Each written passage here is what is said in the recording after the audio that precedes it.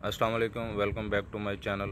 आप लोगों ने पार्ट 1 देखा। अभी ये जीसी से रिलेटेड जो है वो दूसरा पार्ट है। इसमें हम जो है वो प्रेजेंटेशन के ऊपर जो एक्सप्लेन करने की कोशिश करेंगे। ये बेसिक जीसी सिस्टम जो है, इसमें आपको प्रोसेस लाइन नज़र आ रही है, सैम्पल सिस्टम नज़र आ रहा है, ओवन नज़र आ रहा है और जीसी कंट्रोलर नज़र आ रहा है। जीसी में ओवन जो है वो काफ़ी अहमियत का हामिल होता है। और अगर फंक्शन ऑफ द ओवन की बात करें तो इसके 3 मेन काम हैं। Inject a sample onto the suppression columns, separate the sample into individual compounds, detect concentration of individual compounds। ये जो है ओवन के मेन 3 फंक्शन हैं। उसके बाद जब हम नेक्स्ट स्लाइड पे मूव करते हैं तो वहाँ पे है types of sample injection valves. Number 1 sliding plate, rotary valve, diaphragm valve और liquid sample injection valve. GC analysers में इन वाल्व का जो है वो एक बहुत ही अहम रोल है, इसलिए इन वाल्व को जो है हम लोग आगे डिटेल से स्टडी करेंगे। ये वाल्व के लिए जो है वो हम इरफान भाई से रिक्वेस्ट करते हैं कि वो जो है वो हमें इनको ज़रा डिटेल के साथ जो है वो एक्सप्लेन करें। बनाई थी ये वाल टाइप से दादा। देख मेरे पास इधर इधर जो है डायफ्राम टाइप है, ठीक है। ये जो वाल 50 तुझे दिखाया ना सिजन ने, वो डायफ्राम टाइप है। लेकिन मेरे पास ये स्लाइडिंग वाल थे उधर पुराने प्लांट पे, ठीक है। ये स्लाइड होते रहते थे, स्लाइडर थे, ठीक है। अब ये देख, ये स्लाइड नीचे है ना, तो ये वाला वाल ओपन है, ये आउट हो रहा है सैंपल, ठीक है। ये तो 2 पोर्ट वाला है। हाँ, ये 2 पोर्ट्स है, ये डिफरेंट है ना तुझे। ये तेरा डायफ्राम वाला है रोटरी, ठीक है। यही सीजन तुझे दिखा रहा था। ये दूसरा है, ये सिर्फ सिंगल स्ट्रीम के लिए सीजन दिखा रहा है। वो मल्टी आउटपुट्स है ना उसकी, वाल 50 की। ये सिंगल आउटपुट वाला है। तो बेसिकली ये है अपना डायफ्राम वाला 1 2 3 पोर्ट्स। इधर एयर आएगी तो ये वाली पोर्ट खुली रहेगी, देख ले। उधर एयर आएगी तो वो वाली पोर्ट खुल जाएगी। ये लिक्विड इंजेक्शन के वाल है। अब ये सिंपल है दादा तेरा, बिल्कुल। ये देखो, mobile phase and stationery phase. ये मोबाइल फेस तू दे रहा है, ठीक है। ये एक ट्यूब्स के अंदर कोटेड है, ये स्टेशनरी फेस है। अब ये तेरी सेपरेशन बनाता है। अब ए बी सी को तूने अंदर डाला है, ठीक है।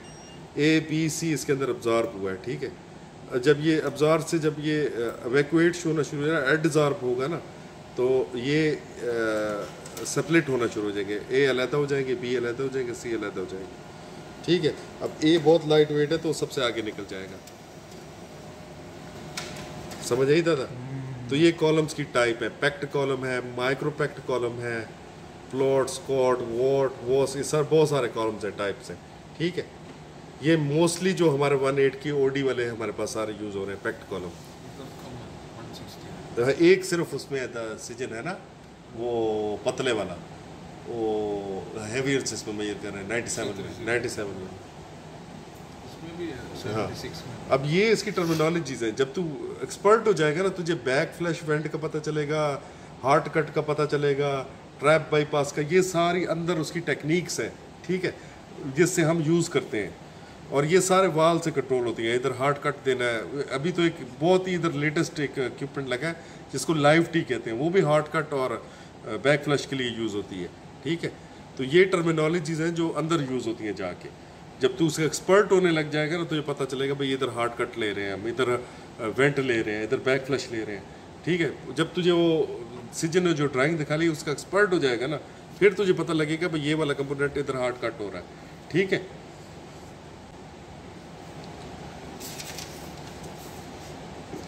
स्विचिंग एंड बैक फ्लश वेंटिंग, ठीक है। ये स्विचिंग, बैक फ्लश वेंटिंग, ब्लैक फ्लश लाजमी चाहिए होता है, कॉलम को प्रिपेयर करना होता है नेक्स्ट सैंपल के लिए। और बैक फ्लश हमेशा सेपरेट गैस से होता है। यूजुअली हम अगर यूज़ कर रहे हैं हाइड्रोजन एज ए कैरियर, तो बैक फ्लश हम यूज़ करते हैं नाइट्रोजन, ठीक है। यूजुअली इधर नाइट्रोजन ऑपरेशन, वाल ऑपरेशन और बैक फ्लश के लिए यूज़ होती है। ये हॉट कट स्विचिंग है, ठीक है। तूने कहाँ पे सैंपल को हार्ड कट देना है, किसको वेंट करा देना है। अब पैरेलल फोटोग्राफी में बहुत इंपॉर्टेंट होता है, ठीक है। तो फॉर एग्जांपल हाइड्रोजन को तूने एक डिटेक्टर तक भेज दिया है, फिर तुझे हाइड्रोजन को नेक्स्ट डिटेक्टर तक नहीं भेजना।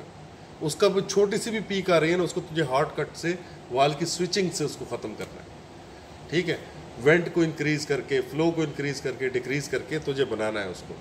और ये एक बेसिक इंजीनियरिंग यानी कि क्रोमेटोग्राफी में जो डिज़ाइन होता है ना, पहला फर्स्ट डिज़ाइन जो हमें दिया हुआ है, इन्होंने डिज़ाइन दिया है सीमेंस ने, उन्होंने वैसा प्रोसेस जो हमारा प्रोसेस है वैसी एक गैस बनाई, उसके साथ उन्होंने उसको फ्लो कराया, फ्लो करके फिर डिज़ाइन किया भाई इस वाल को इस टाइम हम स्विच करेंगे तो ये वाली गैस यहाँ से हार्ड कट हो जाएगी, ठीक है, इधर से बैक फ्लश हो जाएगी। तो ये एक डीप स्टडी है, हमारे पास रेफरेंस के लिए वो सारे डॉक्यूमेंट्स हैं।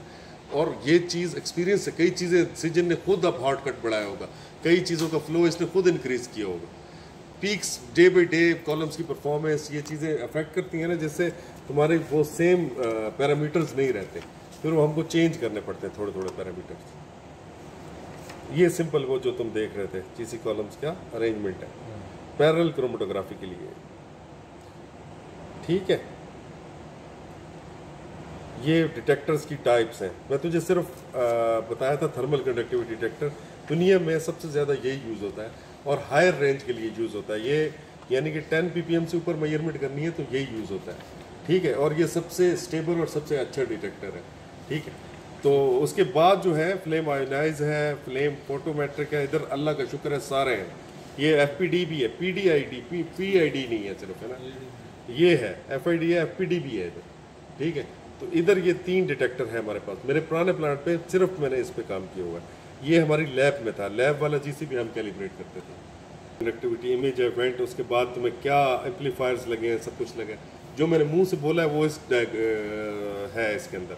और ये सिंपल क्रोमेटोग्राफी, किसी भी बेसिक बंदे को ये दे दे फाइल, वो सीख जाएगा क्रोमेटोग्राफी। लेकिन गैस क्रोमेटोग्राफ को काम सिंपल ट्रांसमीटर की तरह काम नहीं है, इसके लिए तुम्हारी एज बढ़ेगी उसके अंदर ना जितनी, यानी कि जितना ज़्यादा तू उसको यूज़ करेगा तो उतना तू उसको समझेगा। अब एक एनालाइजर है, मैं पिछले सपोज 6 साल से मैं जाके PC को नहीं देखा, अभी मैं जाके 6 साल बाद PC को देखूंगा ना तो मुझे टाइम लगेगा उसको देखने में, समझने में, ये कहाँ से हार्ड कट ले रहा है, क्या कर रहा है, कैसे मेजर कर रहा है, उसका इंजीनियरिंग डेटा मुझे देखना पड़ेगा, फिर मुझे समझ आएगी। लेकिन सीजन जाएगा तो क्योंकि इसको पता है कि इसने लास्ट टाइम खुद कैलिब्रेट किया, इसको फ़ौरन पता चल जाएगा। इसलिए GC वो चीज़ नहीं है कि तू 1 महीना काम किया और सीख गया, नहीं, इसके लिए टाइम स्पेंड करना पड़ता है। It's okay okay. And then आगे डुअल डिटेक्शन सिस्टम, ये सीजन को एक्सप्लेन कर रहा है। ये पीक्स हैं, रिटेंशन टाइम कहाँ आइडेंटिफाई होती है, इसकी बेस लाइन के अंदर जहाँ आइडेंटिफाई होती है ना, फिर ये हमें एनालाइजर को बताना पड़ता है यहाँ से इसको रीड करना शुरू कर। और जब एनालाइजर को ये टाइम जहाँ हम बताते हैं ना, इसको गेट ऑन ऑफ टाइम कहते हैं, ये गेट टाइम है, ठीक है। अब ये सेम वैसे ही जैसा हम वो लोग इसमें लेवल ट्रांसमीटर में नहीं मारते। हाँ हाँ हाँ समझ गया, मैं समझ गया, तो वो उसकी बात कर रहा है, फॉल्स सिग्नल सेपरेशन वाली। कि इस DP पे जाके इतने टाइम पे आपने इसको रीड नहीं करना, ठीक है। ये हो गया जी मल्टीपल डिटेक्टर, ये इसके हैं। What is the make a GC complex, क्यों कम्प्लेक्स है? इसमें मोर देन 3 मेजरमेंट कंपोनेंट्स होते हैं, 3 से ऊपर वाले में GC अक्सर यूज होता है। मोर देन 3 प्रोसेस स्ट्रीम्स होते हैं। क्या यूज होता है? देख, सिंपल एनालाइजर भी यूज कर सकते हैं। अब यूजुअली जो CO2 मॉनिटरिंग है ना, उसके लिए IR analyser is the best analyser, ठीक है, इंफ्रारेड एनालाइजर, क्योंकि वो गैस की प्रॉपर्टी है कि वो अपने अंदर इंफ्रारेड एनर्जी को एब्जॉर्ब करती है, ठीक है। इसलिए सबसे इजी मेजरमेंट CO2 के लिए IR एनालाइजर है। उसके लिए तू GC यूज़ करता है तो उसके लिए फिर तू GC यूज़ करेगा तो पहले उसको CO2 को पहले मीथेन में कन्वर्ट करना पड़ता है, मीथेन में कन्वर्ट करके फिर तू उसको मेजर करता है, डायरेक्ट मेजर नहीं कर सकता। लेकिन अगर तो डायरेक्ट CO2 मेजर करनी है तो उसके लिए तो GC यूज़ नहीं करना, इंफ्रारेड एनालाइजर यूज़ करना। हर गैस को मेजरमेंट प्रॉपर्टीज होती है ना, अब जैसे ऑक्सीजन है, ऑक्सीजन की एक प्रॉपर्टी है, उसके लिए तो ऑक्सीजन के लिए तू उसकी प्रॉपर्टीज़ को यूज़ करेगा। अब उसकी प्रॉपर्टी क्या है कि एक मटेरियल है जरकूनिया, ठीक है, जब उसके साथ ऑक्सीजन तू डालता है ऑक्सीजन के अंदर जरकूनिया को, तो वो मटेरियल की ये प्रॉपर्टी है कि उसके अंदर चार्ज पैदा होना शुरू हो जाता है, पैसिव वोल्टेज आते हैं, यानी कि उसके साथ कोई तू सेल्फ वोल्टेज नहीं दे रहा होता, वो खुद से वोल्टेज बनाना शुरू कर देता है एक सर्टन टेम्परेचर पे, अगर ऑक्सीजन प्रेजेंस है ऑक्सीजन की एक प्रॉपर्टी है जो पैरामैग्नेटिक टाइप मटेरियल होता है, ये पैरामैग्नेटिक है। पैरामैग्नेटिक हाँ, यानी कि मैग्नेटिक प्रॉपर्टीज़ हैं इसमें, ठीक है, समझ गए। तो इसके लिए तू पैरामैग्नेटिक टाइप का डिटेक्टर यूज़ कर सकता है, इसके लिए तू जीसी यूज़ नहीं कर सकता, समझ आ गई। जीसी को यूज़ करना है सर्टन गैसेस के लिए। तो ये तो एनालाइजर सिस्टम तरह सारा हो गया। और बता, अभी तक हमें काफ़ी हद तक ये समझ आ चुकी है कि जो हमारा जीसी है वो कैसे काम करता है। अभी ये जो ड्राइंग आपको नज़र आ रही है, इस ड्राइंग को भी हम लोग जो है वो डिटेल के साथ पार्ट 3 में जो है वो इंशाल्लाह डिस्कस करेंगे, और एक्चुअल जो ड्राइंग है इसके ऊपर भी हम समझने की कोशिश करेंगे कि जो हमारा जीसी है वो कैसे काम करता है। अपना बहुत सारा ख्याल रखिएगा। इसके अलावा अगर आपको कोई डाउट है या कोई चीज़ समझ नहीं आई है तो आप कमेंट कीजिए, इंशाल्लाह कोशिश की जाएगी कि उसको भी जो है वो अच्छे तरीके से एक्सप्लेन किया जा सके। अल्लाह हाफिज़।